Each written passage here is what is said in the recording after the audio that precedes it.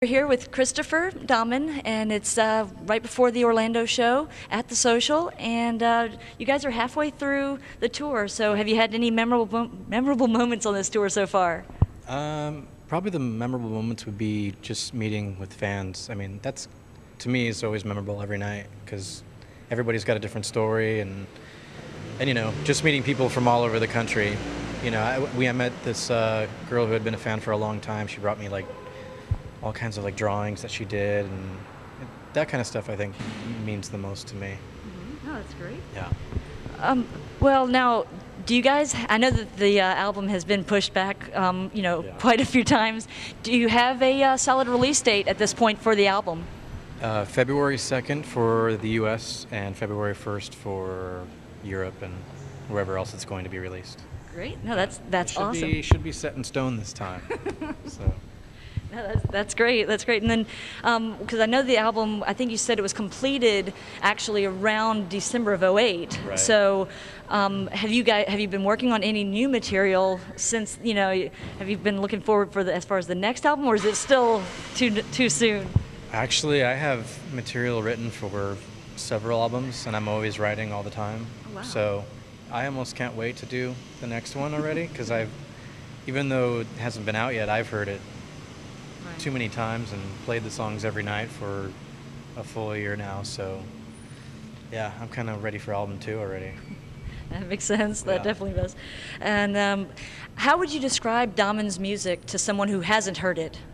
I usually just say it's dark rock,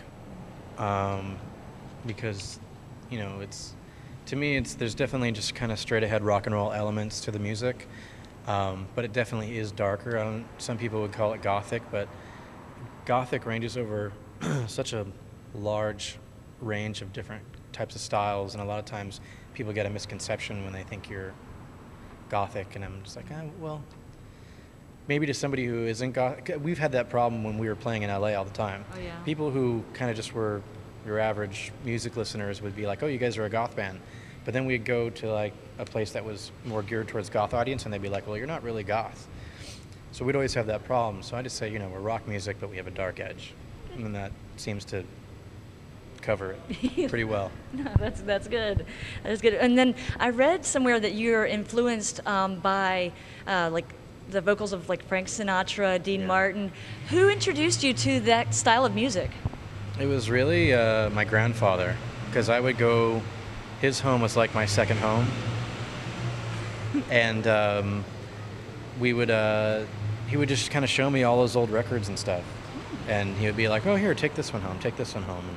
And, I'd have records from Ella Fitzgerald and Frank Sinatra and Dean Martin and Vaughn Monroe and all those guys. And so I just kind of got turned on to it from that. And I was like, this is just really beautiful music. And those singers sing so effortlessly. It's not like they're out there belting it and their face is straining and all that kind of stuff. It just kind of was really a natural talent for those guys. Mm-hmm. And I am completely, in admiration of it. Right. Yeah.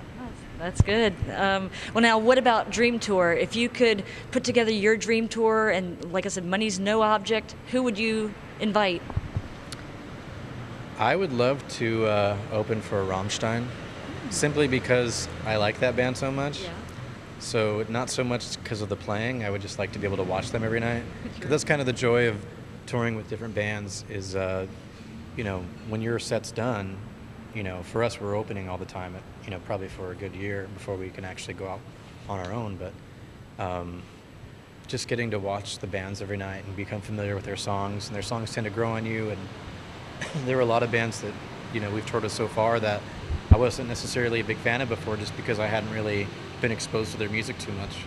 By the end of the tour, you're like the biggest fan you can imagine, because you end up going home and buying all their CDs and stuff, or if you don't get them on the road.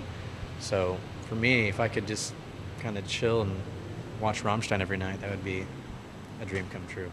Very cool. I'm a little fanboy for those guys. I would follow them around to their different tour dates and stuff if I could. Yeah. Have you seen them live before in concert? I've seen them 3 times, I think. Oh, okay. Yeah. Because I know they don't come over Yeah, they don't come often. here that much. I mean, I saw them on the Family Values tour, and then they came back 2 other times after that. But it's been like, I want to say 6 years or something like Yeah, that. that seems right. Yeah. So, well, bucket lists. Is there any one or two things that are kind of the top of your bucket list, like things that you would like to do before you die? Just overall, or like in music, or Whatever.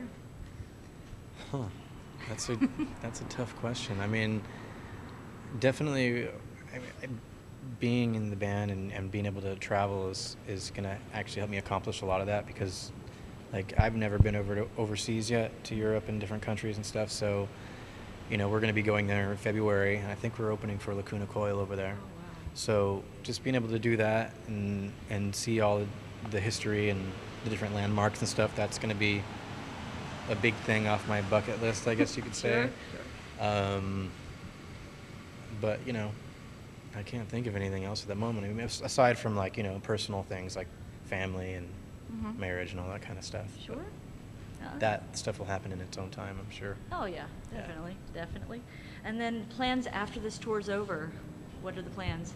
Once this tour is over, we're gonna do a couple, I think, local runs in the region just to keep us playing, and then, like I said, we go over to Europe in February with Lacuna Coil, and that's gonna be about the time that the album comes out and stuff.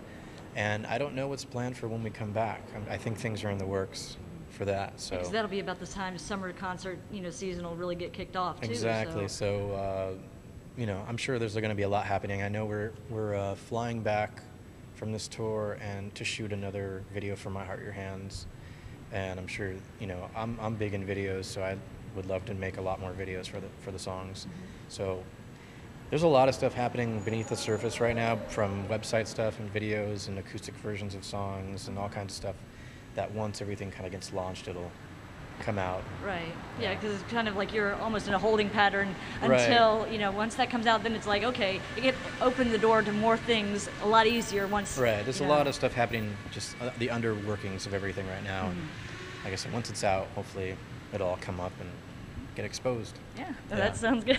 And then lastly, any message for your fans?